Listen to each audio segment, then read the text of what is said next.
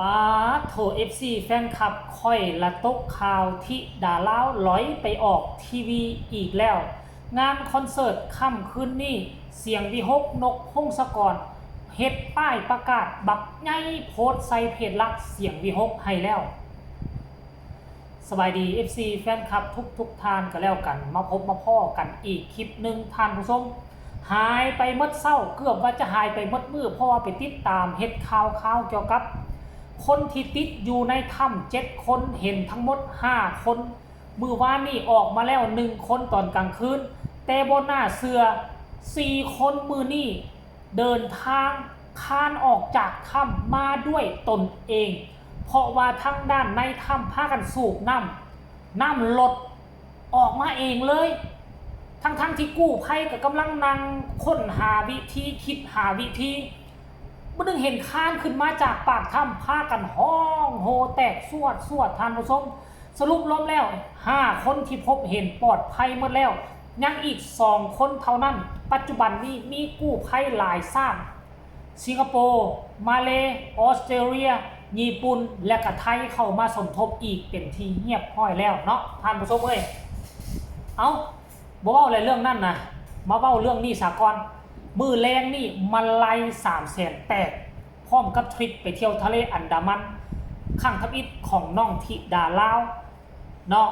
แล้วสิ่งที่น่าประทับใจนั่นก็คือบ่ฮู้ว่าน้องธิดาลาวไปตอนใดนี่ไปออกรายการดังซุปเปอร์10แม่นบ่โอ้โหมืออื่นนี่ซั่นเด้ทั้งรายการซุปเปอร์10เพิ่นได้ออกมาโพสต์เคลื่อนไหวว่าซุปเปอร์10เสาร์นี้เตรียมพบกับโมเมนต์หน้าฮักสวนใจฟูบนเวทีซุปเปอร์10เมื่อธิดาลาวปรากฏตัวเซอร์ไพรส์น้องอินเตอร์กลางเวทีแบบบ่ทันตั้งโตหนูน้อยวัย6 ขวบเจ้าของเสียงใสและห้อยยิ้มสดใสถึงกับยืนนิ่งว่าซั่นเด้ตัวเก่งไปทั้งตัวเมื่อเจอกับไอดอลที่ชื่นชอบมากที่สุดป้าโถมีเด็กที่ดาราเคยไปมักคนอื่นเคยมีคนอื่นเป็นไอดอลและบ่คิดบ่ฝันวันนี้ที่ดาราจะเป็นไอดอลให้กับคนอื่นท่านผู้ชมจากที่เคยห้องเพลงหน้าห้านเข้าลามวันนี้น้องอินเตอร์ได้ยินเสียงห้องเพลงเคียงข้างศิลปินในดวงใจกลายเป็นอีกหนึ่งภาพความประทับใจที่มันอย่างนี้ที่อบอวลวันนี้อบอวลหรืออบอุ่นไปด้วยความสุขและหอยยิ้มป้าโทวันเสาร์นี่เด้อพอผู้ศรีวิไลกับมาแซ่โพสต์นี่ของโพสต์ซุปเปอร์10ทันทีพร้อมเขียนว่าขอบคุณรายการซุปเปอร์10ขอบคุณเวิร์กพอยต์พี่ซุปคู่เงาะพี่หอยขอบคุณพี่พีทพี่กิฟเจ้าหน้าที่ทุกฝ่ายที่เอ็นดูน้องที่ด่าลาวครับว่าซะเนี่ยอันนี้เรื่องเล่าที่น้องลอยไปออกทีวีค่อยบ่เคยฮู้มาก่อนได้แต่ FC แฟนคลับหลายคนก็อาจจะฮู้แต่ว่าค่อยบ่เคยฮู้มาก่อนแล้วบัดเนี้ย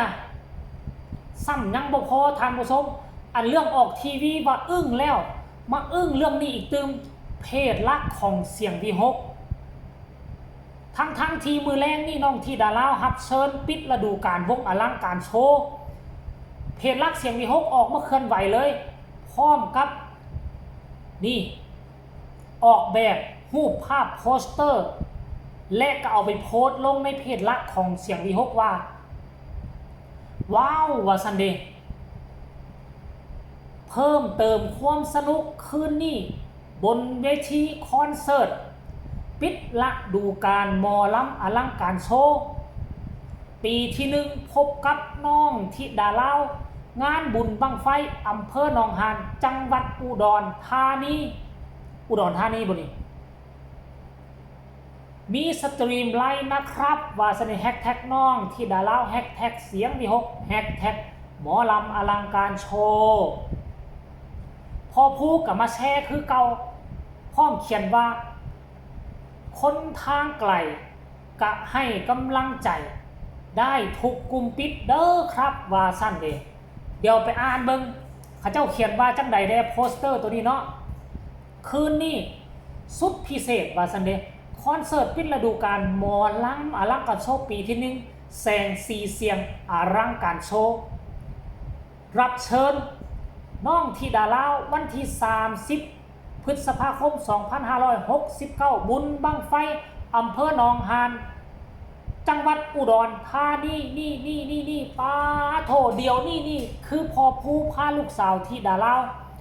เดินทางไปเป็นที่เรียบร้อยแล้วท่านผู้ชมเนาะโอ้ยบ่ฮู้จักสิเว้าบ่ฮู้จักสิว่าอันนี้นี่เอาลง2ข้างได้เนาะก่อนหน้านั่นก็นี่ก่อนหน้านั่นกับโพสต์นี่เห็นบ่ก่อนหน้านั่นกับโพสต์นี่แล้วก่อนหน้านั้นอีกก่อนหน้านั้นอีกกับโพสต์นี่ป้าโถเสียงวิหกจัดเต็มทุกคนเอ้ยเสียงวิหกอลังการโชว์คือจัดเต็มให้น้องธิดาลาวแบบจุใจแบบให้เพิ่งพอใจที่สุด FC แฟนคลับเห็นแล้วถึงขั้นว่าอ้าปากข้างถึงขั้นบอกว่าอึ้งทึ่งไปเลยกับสิ่งที่เสียงวิหกสิ่งที่อลังการโชว์ที่ผ่านมานี่นะเนาะที่ข้าเจ้าให้เกียรติเปิดโอกาสให้น้องธิดาลาวไปยืนอยู่บนเวทีสร้างสรรค์ผลงานได้แสดงความสามารถฝึกฝนล่อหลอมของตนเองอันนั้นเฮาก็ว่าอึ้งแล้วแต่บ่คิดบ่ฝันว่าปิดฤดูกาลของอลังการโชว์ทั้งเพจลักของเสียงวิหกจะจัดนักจัดเต็มให้กับธิดาลาวได้ขนาดนี้โอ้น้ำตาสิไหลท่านผู้ชมน้ำตาสิไหลเลยน้ำตาสิไหลเว้าบ่ออกบอกได้คำเดียวคือขอบใจแทนน้องธิดาลาวการที่เพจลักเพจใหญ่ของวงหมอลำดังออกมาโพสต์เคลื่อนไหวให้ขนาดนี้นะมันเป็นผลดีต่อน้องธิดาลาวเป็นผลดีต่อบ้านศรีวิไล FC ของเสียงวิหก FC ของอลังการโชว์บางคนบางท่านยังบ่ทันฮู้ก็จะได้รับจะได้ฮู้แล้วเพจข่าว